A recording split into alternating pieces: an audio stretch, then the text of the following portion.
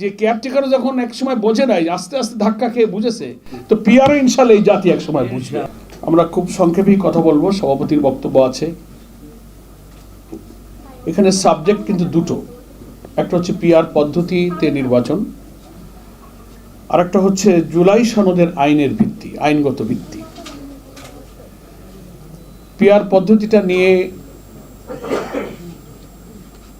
একটা রাজনৈতিক দল আমি প্রধানত বলবো, আর বাকি সঙ্গে যারা আছে তারা ছোটোখাটো তাদের সঙ্গী সাথী থাকে, সব দলেরই সঙ্গে কিছু লোকজন থাকে, সেটা খুব গুরুত্বপূর্ণ নয়। একটা রাজনৈতিক দল জাতির কাছে বিভ্রান্তিকর তথ্য দিচ্ছে যে এটা মানুষ বোঝে না, এই পদ্ধতিতে নির্বাচন হয় না, এটা এখন চলে না।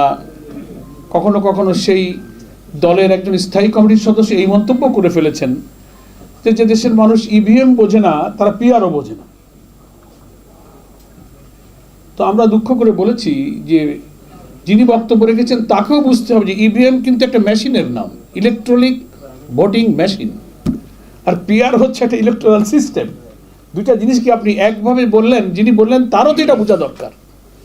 ইভিএম এবং পিআর এটা একসাথে কোনো কম্পারেটিভ আলোচনার বিষয় নয়, একটা প্রযুক্তি আর একটা ইলেকট্রাল সিস্টেম। এটাকে মিলায় আপনি বাংলাদেশের মানুষের সামনে বলে দিলেন একটা বড় দলের নেতা এটা জনগণ বোঝে না। তো প্রপোর্শনাল রিপ্রেজেন্টেশন যেটাকে বলা হয়, পিআর পদ্ধতি আপনারা ইতিমধ্যেই জেনেছেন, কারণ এই পদ্ধতির উপরে সারা দেশে, বিশেষ করে ঢাকাতে জাতীয়ভাবে বিভিন্ন রাজনৈতিক দল, বিভিন্ন সংস্থা, সংগঠন, গবেষণা প্রতিষ্ঠান আলোচনা, সিম্পোজিয়াম, গোলটেবিল এগুলোর আয়োজন করছে। এগুলোর উপরে পত্রপত্রিকা আর্টিকেল লেখা হচ্ছে, প্রবন্ধ লেখা হচ্ছে, এর উপরে বই ইতিমধ্যে লেখা হয়েছে।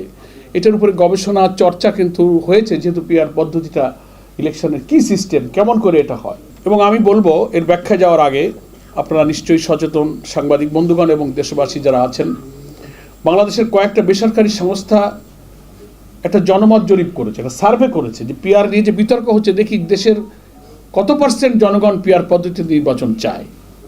সেই সার্ভে রিপোর্টেও দেখা গেছে যে 71% মানুষ দেশে পিআর পদ্ধতিতে নির্বাচন চায়। তো আজব ব্যাপার। তারপরেও বলা হচ্ছে যে না, এটা জনগণ হবে না, মানবে না, আমরা পারবো না। প্রপোর্শনাল রিপ্রেজেন্টেশন পদ্ধতিতে পৃথিবীর আধুনিক গণতান্ত্রিক দেশগুলোতে প্রায় 90টারও বেশি দেশে এই পদ্ধতিতে নির্বাচন হয়, এবং এই পদ্ধতির মধ্যে আবার 6টা পদ্ধতি আছে। প্রপোর্শনাল রিপ্রেজেন্টেশনেরও 6টা সিস্টেম আছে, এক এক দেশের জন্য এক একটা অ্যাপ্লিকেবল, সব দেশে সবটা প্রযোজ্য হয় না। আমরা বলেছি যে বাংলাদেশের জন্য যেটা প্রযোজ্য হবে, যেটা অ্যাপ্লিকেবল হবে, সেটা এক্সপেরিমেন্ট করার জন্য বিশেষজ্ঞদের নিয়ে, সংবিধান বিশেষজ্ঞদের নিয়ে, যারা নির্বাচন বিশেষজ্ঞ আছেন, আলোচনা হতে পারে। কিন্তু পিআর বুঝবে না, মানবে না, এটা হয় কি করে? কেয়ারটেকারও একসময় এই জাতি বুঝতো না। একটা দল বলতো যে কেয়ারটেকারে আবার কি, নির্দলীয় নিরপেক্ষ, পাগল আর শিশু ছাড়া কেউ নিরপেক্ষ হয় না। এসব বক্তৃতা হয়েছে না এদেশে, যাদের একটু বয়স বেশি, সেই সময় আন্দোলনের কথা। এবং এটার হিস্ট্রিও আপনাদের জানা আছে যে বাংলাদেশে কেয়ারটেকার সরকারের প্রথম ফর্মুলাটা দিয়েছিলেন বাংলাদেশ জামাত ইসলামের সাবেক আমির অধ্যাপক গোলাম আজম রাহিমাহুল্লাহ, যিনি ডাকসু জিএস ছিলেন, ভাষা সৈনিক ছিলেন। তো উনি যখন এই ফর্মুলাটা দিয়েছিলেন, আমাদের এই কেন্দ্রীয় মজলিস শুরার এক বিরাট অধিবেশনে তিনি এই প্রস্তাবটা পেশ করেছিলেন। তখনও জাতির উদ্দেশ্যে যখন আমরা এটা, আমাদের নেতৃবৃন্দ যখন এটা পেশ করলেন যে একটা ফ্রি ফেয়ার ক্রেডিবল ইলেকশন হতে গেলে, গ্রহণযোগ্য ইলেকশন হতে গেলে এই পদ্ধতি ছাড়া কোনো দলীয় সরকারের অধীনে নির্বাচন নিরপেক্ষ হয় না, এটা প্রমাণিত। তখনও অনেক দল এটা মানে নাই।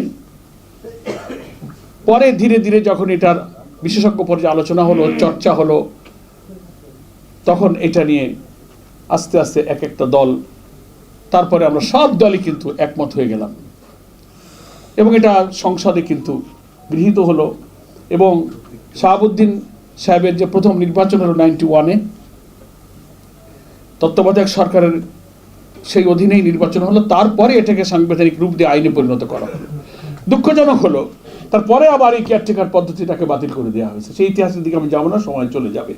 যারা দেখলো যে নির্বাচন নিরপেক্ষ হলে নিজেরা ক্ষমতায় ইচ্ছামতো আসা যায় না, রাতে বাক্স ভর্তি করা যায় না, বাক্স নিয়ে দৌড় মারা যায় না, নানান রকম সমস্যা আছে, তো এটা আমাদের অধীনে হইতে হবে। এটার অনেক ইতিহাস আছে। যাই হোক, আলহামদুলিল্লাহ 24-এর গণ অভ্যুত্থানের পরে নতুন পরিবর্তিত রাজনৈতিক পরিস্থিতিতে জুডিশিয়ারি যখন কিছুটা স্বাধীন হলো, তখন এটাকে কোর্টে গেল, মামলা হলো। সেই মামলায় আমি জামাত ইসলামের পক্ষ থেকে সেক্রেটারি জেনারেল হিসেবে আমিও বাদী ছিলাম। সেই মামলার শুনানি শেষে আদালতে কেয়ারটেকার পদ্ধতি বহাল রাখা হয়েছে, সেটা এখন আইনে পরিণত হয়েছে। তা আমরা বলেছি যে কেয়ারটেকারও যখন এক সময় বোঝে নাই, আস্তে আস্তে ধাক্কা খেয়ে বুঝেছে, তো পিআরও ইনশাল্লাহ এই জাতি এক সময় বুঝবে। আমরা এটাকে নিরপেক্ষ কেন বলেছি, এটার সিস্টেমটা ইতিমধ্যে অনেকে জেনে ফেলেছে। তো বাংলাদেশের জন্য যে প্রযোজ্য বিধান, 6টা থেকে যে কোনো একটা আমরা চয়েস করতে পারি। এই নির্বাচনে কমন নিয়মটা হচ্ছে কোনো ব্যক্তি প্রার্থী হবে না, দল প্রার্থী হবে। 10টা দল আছে, তার 10টা প্রতীক আছে, 10টা দল তার বক্তব্য জাতিকে জানাবে, তার মেসেজ দেবে, তার ম্যানিফেস্টো জানাবে। সে যদি নির্বাচিত হয়ে বাংলাদেশের ক্ষমতায় আসে, দেশটাকে কিভাবে গড়বে, গোটা জাতিকে সেটা সে ব্রিফ করবে। ভোটাররা তার মধ্যে যেটাকে পছন্দ করবে সেই দলকে ভোট দেবে। কোনো ব্যক্তি যখন নির্বাচনে নিজে প্রার্থী না হয়, নির্বাচনের সহিংসতা, পেশিশক্তি, কালো টাকা, ভোট ডাকাতি, এগুলো কিন্তু তখন আর অতটা হতে পারে না। কারণ আমি যে এমপি হতে পারছি না, আমি হবে কিনা তো আমি জানি না, ফলে আমার যেহেতু ইন্টারেস্ট নেই, তো আমি কোটি কোটি টাকা কেন এখানে খরচ করতে যাব? আমি ক্যাডার বাহিনী কেন পুষতে যাব? আমি কেন ভোট কাটতে যাব? এখানে আমার পার্সোনাল ইন্টারেস্টটা যেহেতু নেই। হ্যাঁ, দলের জন্য প্রচার অভিযান হবে, ইলেকশন কমিশন যদি নিউট্রাল হয়, ইলেকশন প্রক্রিয়াটা, সিস্টেমটা যদি ফেয়ার হয়, যেমন আমরা এবার নির্বাচন ব্যবস্থার সংস্কারে রাজনৈতিক দলগুলো নানান সংস্কার প্রস্তাব দিয়েছি। সেখানে নির্বাচন কমিশনের উদ্যোগে, সরকারের উদ্যোগে কমন প্রজেকশন মিটিং হবে, নির্বাচনে কিছু আচরণবিধি হবে, একটা ডিসিপ্লিনের মধ্যে ইলেকশন হবে এবং প্রত্যেক দলের পক্ষে জনগণ ভোট দেবে, ভোটার।